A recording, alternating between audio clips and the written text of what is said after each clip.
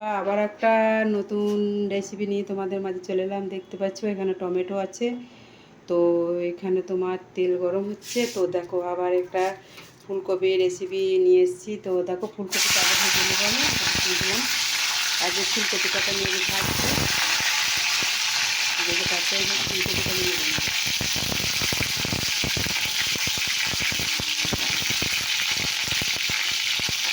একটু নাড়া হোক ফুলকপিটা, তারপরে আমি আলুটা দিয়ে নেব।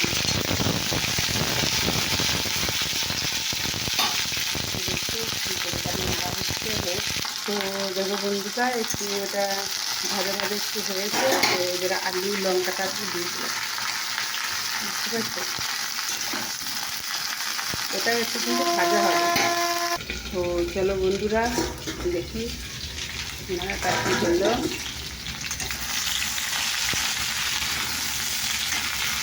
দেখো বন্ধুরা আমার ভাজাটা কিন্তু প্রায় হয়ে গেছে। তো এই ভাজাটা এবার আমি নামাবো যেহেতু। তো দেখো বন্ধুরা আমার এটা ভাজাটা তুলে নিয়েছি। তো চলো এবার আমি তেজপাতা দেব।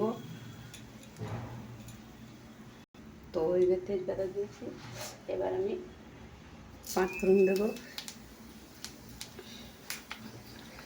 পাঁচফোড়নটা দেওয়ার পর তোমরা দেখতে থাকো কীভাবে বানাচ্ছি। হ্যাঁ, আর একটা চলো এদিকে টমেটো কাটা আছে, আর এদিকে চলো তোমাদেরকে দেখাই এটা কি কি মশলাটা দিয়েছি। আমি কিন্তু সম্পূর্ণ নিরামিষ করছি, বুঝেছো? তো এখানে দেখো আদা মানে আমি কুড়ে দিয়েছি, আর একটু লঙ্কা গুঁড়ো সামান্য দিয়েছি, একটু নুন দিয়েছি, হলুদ দিয়েছি, আর তোমার জিরে গুঁড়ো একটু দিয়েছি। তো এবার দেখো এদিকটা হয়ে গেছে, আমি টমেটোটা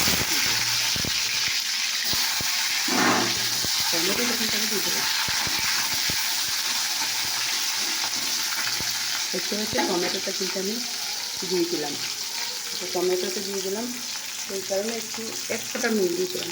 টমেটোটা একটু ইয়ে হচ্ছে, তো নুনটা একটু তাড়াতাড়ি ভেজে যাবে, তাহলে ওই জন্য নিয়ে দিলাম।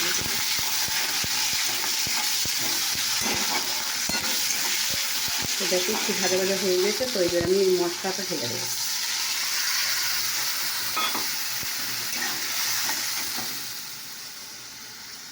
তো দেখো বন্ধুরা এটা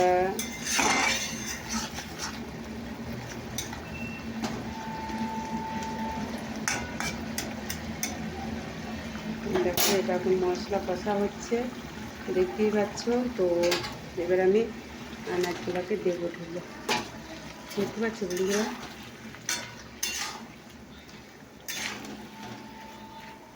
তোমরা দেখতে থাকো, আবার আমি ঢাকা দেবো।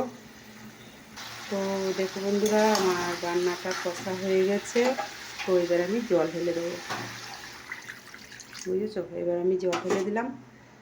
তো এবার একটু সেদ্ধ হয়ে গেলেই আমি নামিয়ে দেবো, তাহলে আমার রেসিপি রেডি হয়ে গেল। কারণ ওখানেই তো অর্ধেক সেদ্ধ হয়ে যাবে, একটু সেদ্ধ হলেই নামিয়ে দেবো। তো তোমাদের এই রেসিপিটা কেমন লাগলো অবশ্যই কমেন্ট করে জানাবে।